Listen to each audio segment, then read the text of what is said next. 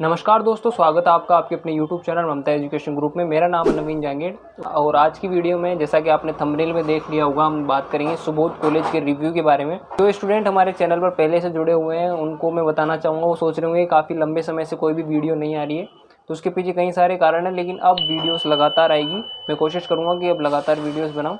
उससे पहले अगर आप किसी भी कॉम्पिटिटिव एग्जाम की प्रिपरेशन कर रहे हैं या आप स्टूडेंट हैं तो हमारे टेलीग्राम चैनल जिसका लिंक डिस्क्रिप्शन है वहाँ से उसको ज्वाइन कर सकते हैं। वहाँ पे हम एजुकेशन से जुड़ी न्यूज़ सबसे पहले अपलोड करते हैं, ठीक है।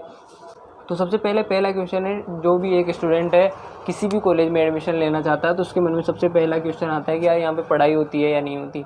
तो यहाँ पढ़ाई के बारे में अगर मैं बात करूँ कि पढ़ाई होती है नहीं होती, तो टीचर्स की तरफ से तो पढ़ाई 100% होती है। टीचर्स की तरफ से तो पढ़ाई होती है और क्लासेस भी बिल्कुल प्रॉपर टाइम पे लगती है। लेकिन कॉलेज में होता क्या है कि जो भी स्टूडेंट्स हैं वो ज़्यादातर फर्स्ट ईयर में रेगुलर आते हैं, उसके बाद सेकंड ईयर और थर्ड ईयर में आना कम कर देते हैं या बंद कर देते हैं आना। और जब कम स्टूडेंट्स आते हैं तो टीचर्स का भी मोटिवेशन थोड़ा सा डाउन हो जाता है। लेकिन ऐसा नहीं है कि टीचर पढ़ाते नहीं है, टीचर बिल्कुल 100% पढ़ाएंगे। अगर स्टूडेंट आएंगे तो भी पढ़ाएंगे।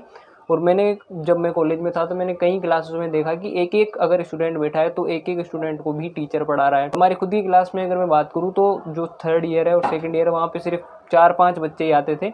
मैं भी नहीं जाता था, लेकिन कभी भी मैं जाता था तो वहाँ पे 4-5 बच्चे बैठ रहते थे। वहाँ पे भी बिल्कुल प्रॉपर टाइम पे क्लासेस चलती थी। तो पढ़ाई होती है नहीं होती, तो इसके लिए तो आप निश्चिंत रहें। मुझे लगता है पढ़ाई होती है और काफ़ी अच्छी होती है।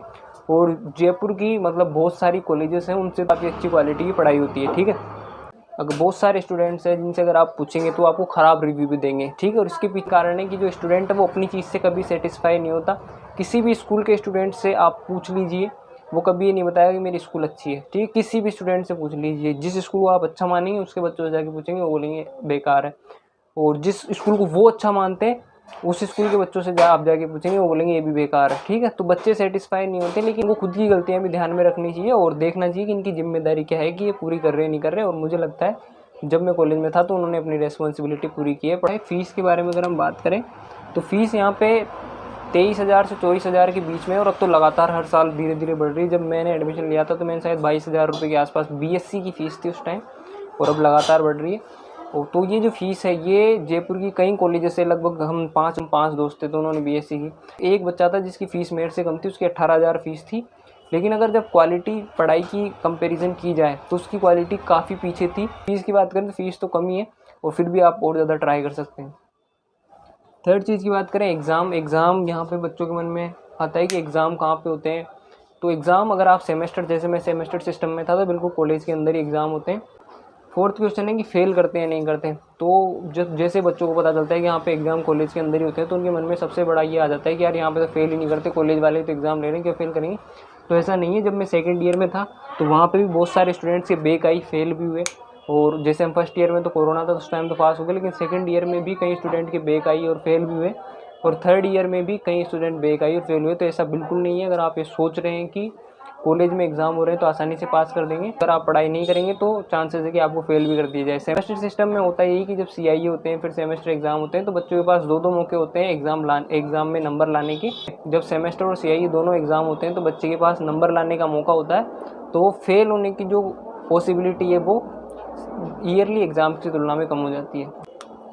पांचवा क्वेश्चन रहता है बच्चों के बीच में अटेंडेंस, मतलब 75% अटेंडेंस चाहिए, कई कॉलेजेस में ऐसा होता है। तो अटेंडेंस का तो अगर मैं बात करूँ तो ऐसा कुछ मुझे बताया नहीं किसी ने, और मैं भी हफ्ते में 1 या 2 दिन कभी चल गया तो चल गया, ऐसे ही जाता था कॉलेज में। तो अटेंडेंस का मुझे नहीं लगता यहाँ पर कुछ है। तो आपसे जो भी कॉम्पिटिटिव एग्जाम की प्रिपरेशन करना चाहते हैं वो चाहते हैं कि अटेंडेंस का इतना ज़्यादा वो नहीं हो, लेकिन अटेंडेंस नहीं है एग्जाम्स में तो आपको जाना ही पड़ेगा। छठा क्वेश्चन है अदर एक्टिविटीज़ में, जैसे हम बात करें स्पोर्ट्स वगैरह होता है। तो स्पोर्ट्स में अगर मैं बात करूं तो जितनी भी कॉलेजेस होती है जिनमें स्पोर्ट्स में होता है तो प्लेयर्स लगभग फिक्स रहते हैं उनके बड़े टूर्नामेंट्स में जाने के लिए। 1-2 सीट खाली होती है जिसके लिए वो ट्रायल्स करा लेते हैं। तब मैं गया था तो उस टाइम कोरोना था, इतना ज़्यादा स्पोर्ट्स वगैरह था नहीं। उसके बाद भी 2 साल में मुझे कुछ इतना एक्स्ट्रा ऑर्डिनरी कुछ देखने को नहीं मिला कि बच्चों को खिलाने के लिए कुछ ऐसा कर रहे हैं। कभी कभी ट्रायल्स मैंने देखा है, मेरे दोस्त से गए थे एक बार ट्रायल्स देने, तो वो यही बता रहे थे कि ज़्यादातर खिलाड़ी फिक्स ही हैं। उसके बाद इसके अलावा भी अगर आपकी कोई क्वेश्चन हो तो आप उसको कमेंट बॉक्स में लिख सकते हैं, मैं वहाँ पे उनके आंसर्स देने की कोशिश करूँगा। वीडियो देखने के लिए धन्यवाद।